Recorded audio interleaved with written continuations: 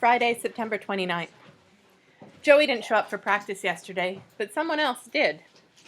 We'd been loosening up for about 10 minutes. The starters, including Victor, were taking shots at Chandra in the goal. The subs, including me, were kicking a ball around in a circle. I looked over toward the bus lanes and saw a white van pulling in. It had two high-tech looking antennas on top, one on the back that looked like a corkscrew and one in the middle that swiveled. Anyway, this van kept driving right off the blacktop and over the grass towards our field. When it got closer, I could see that Tangerine Times was printed on the side. I suddenly got a sick feeling. Mom had actually done it. She had called Mr. Donnelly about our team, or at least about the girls on our team. The van pulled up next to Betty Bright's car, her 1967 yellow and white Mustang. A young guy with long hair and a big camera hanging around his neck jumped out of the driver's side. He set a black leather case down on the back of the Mustang. Mr. Donnelly got out of the other side. He had on a blue suit and carried a small notebook. He walked straight up to the coach, who was on the sideline talking to Dolly. I drifted toward them to hear what they would say. It was obvious that Mr. Donnelly and Betty Bright knew each other. She shook hands with him and gave him a big smile. She stopped smiling pretty fast, though, when she saw the long-haired guy's case on her car. She started walking over there just as the photographer closed in on Nita and Maya and started taking pictures. Mr. Donnelly walked with her, opening his notebook. He said, "I understand you have a couple of pretty special players on your team this year." The coach took the photographer's bag and dumped it on the ground. She said, "Uh-huh, and who would that be?" Mr. Donnelly flipped back a few pages in his notebook. "A girl named Maya and a girl named Chandra. They're both supposed to make the all-county boys team." When Dolly heard this, she yelled over, "Hey, Chandra, they want to talk to you, girl." Chandra had been focused on the shooters all this time. When she heard Dolly, she looked over, puzzled. Then she spotted the Tangerine Times van and the long-haired guy with his camera. A look of terror came over her face. She spun around on her heels and sprinted away, right out of goal, across the field, across the bus lanes, and into the school. Everybody stopped what they were doing and watched her go. Now that there was no one in goal, Victor walked up to the photographer and announced, "You must be here to interview me. I'm Victor Guzman, the captain of the first-place Tangerine Middle School War Eagles. How do you do?" The guy looked over at Mr. Donnelly. Then he said, "Excuse me," and tried to get around Victor. But Victor blocked him and added, "You'll probably want to get some action shots of me before you do anything else." The photographer stared at him dumbly. Then he stepped back and lined up a picture of Victor, who struck a pose and smiled. The camera flashed and Victor added, "That's Victor Guzman. You know how to spell that? Guzman. Don't you go spelling my name wrong or I'll have to mess you up." Hernando, Tino, and Mano crowded in front of the photographer next, telling him their names and demanding that he take their pictures. The guy looked over at Mr. Donnelly, who signaled at him to just go ahead and do it. Mr. Donnelly said, "Look, Betty, I'm sorry for disrupting your practice. Can I just get the last names of the girls?" The coach still wasn't looking at him, and she still was not happy. "This is more disruptive than you could know, Mr. Donnelly. If you want to run a picture of our team, you should show Victor. He's our captain."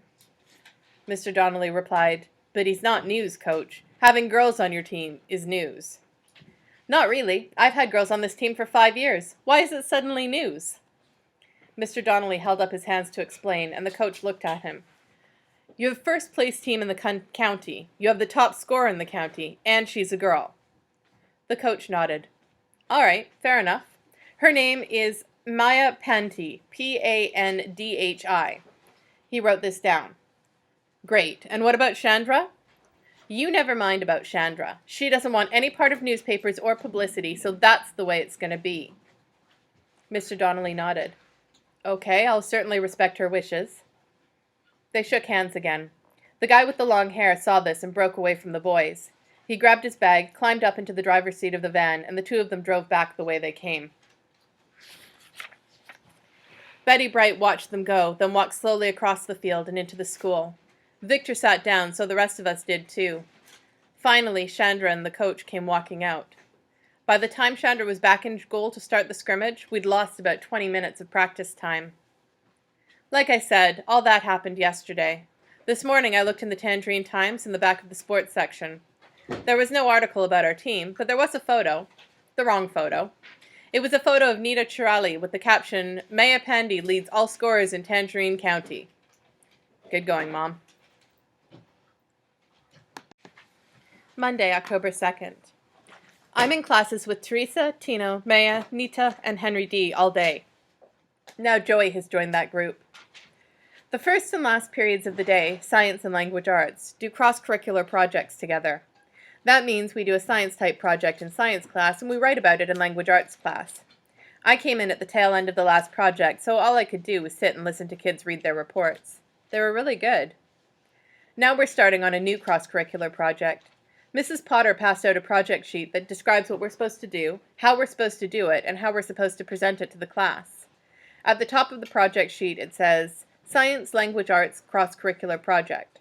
Broad topic, Florida agriculture.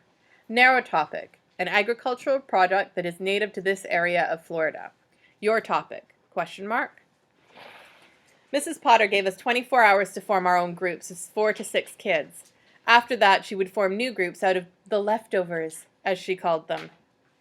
I was looking over the project sheet with Joey when I saw Tino walking back toward us.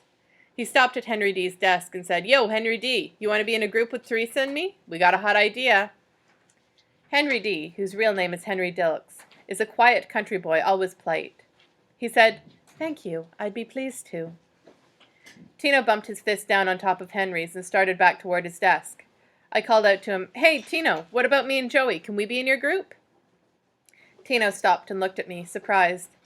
He thought a minute and said, Yeah, why not? But it's our group. You got that?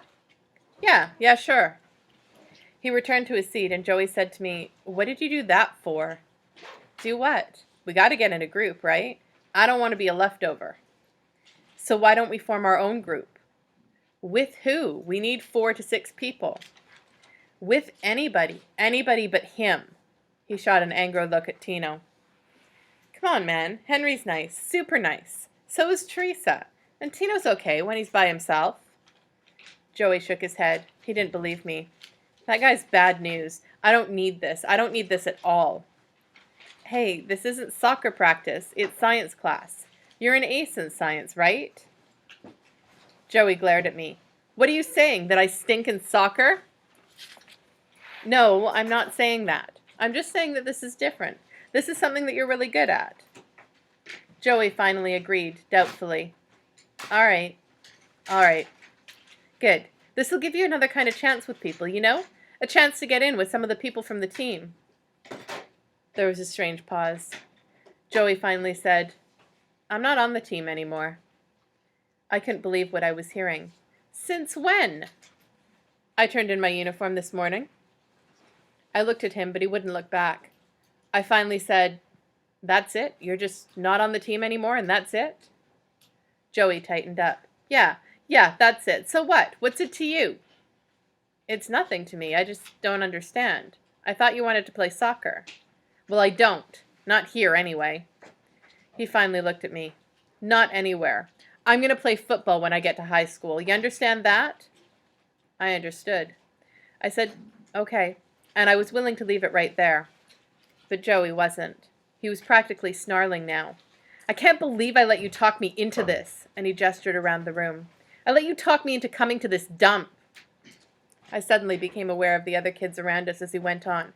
This place is like the darkest Africa, like the Amazon jungle, like we're learning to live along the natives here.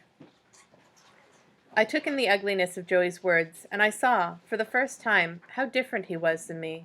Different parents, different friends, different brother. The speaker came on, and the gong sounded. I had to say something, so I muttered, I'm sorry you feel like that, and I headed out, without him, into the crowded hallway.